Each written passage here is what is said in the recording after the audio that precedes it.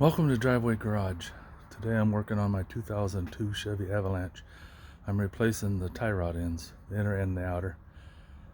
I ordered them because I thought they were bad. Then I found out my pitman arm was bad, so I had a guy replace it because my shoulder was hurting too much. And for the last week I've been fighting shingles, but I'm feeling a lot better today. So I decided to go ahead and get the tie rod ends on. I took it in to have it aligned a few days ago, and they said they couldn't align it because the upper ball joints were a little loose and the inner tie rods were loose. Now what the heck, I already ordered them. They really don't seem too bad to me, but I'm no front end expert. Anyway, let me show you what I have going on. This is a pretty short version, but hopefully it'll help you out. So this is my old tie rod end, and what I did is I took the nut off of this end. I thought it was supposed to have a cotter pin in it, but it didn't. It was just a nut. So I broke it loose. I think it was a 13, but I have to double check my wrench over there. I got that loose, and then I backed this off just a hair. And then I just tapped, since this is going to be replaced anyway, I don't care about damaging it. I just tapped on the bottom of it with the hammer a few times and it popped out of there.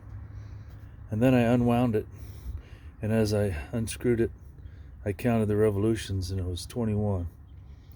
And then when I went to put the new one on, I forgot the measurement, so I screwed it back on again and counted it again, 21. But they're all going to vary. I mean, yours could be 15 for all I know. Anyway, you just screw that out, and then you have to take the inner tie rod off. And there's a lot of room in here. I tried to use a crescent wrench, but I didn't have a big enough one. So I ended up I tried channel locks, couldn't get enough of a bite.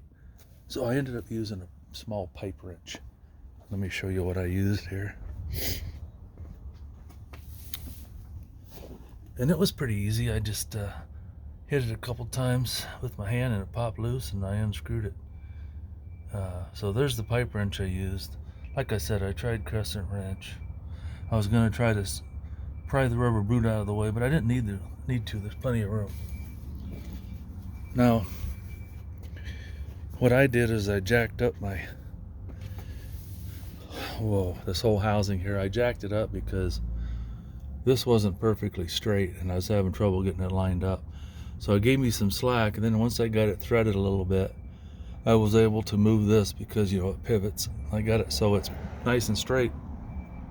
I screwed it in all the way, then I put the pipe clamp on it and made sure it was really tight. Now this nut, I put the new one on there, 21 revolutions, and then I adjusted the nut so I can keep track of where I need to be. And I'm going to have an alignment when I get done, but at least it's going to be close, I hope. So the outer tie rod end goes right here, and the nut's on the bottom. And even the new one, it's weird. The new one has a hole for the cotter pin. It comes with the cotter pin.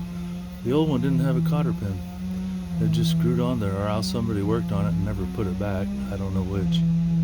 I never looked it over that good, but the new one, which is this one, will just seat right there, and you tighten it up pretty tight, and then you get your nut to line up with the hole, put your cotter pin in, bend it out of the way, and that'll keep it from falling off. So I'm just getting ready to put this on here. Since it moves, I'll move it out of the way, and then we'll get it started, and we'll count 21 revolutions. So 1, 2, 3, 4, 5, 6, 7, 8, 9, 10, 11, 12, 13, 14, 15, 16, 17, 18, 19, 20, 21. So that should be real close. And I really don't know at this point whether I should move it in or out more, but just for simplicity's sake, I'm going to bring it back 3/4 of a turn. I'll get it lined up in this hole, and tighten her up. We'll see what happens. Let me get this all lined up, and I'll be back and we'll see how it works. So I'm trying to line it up here, and I'm like, holy cow, that's a long ways off.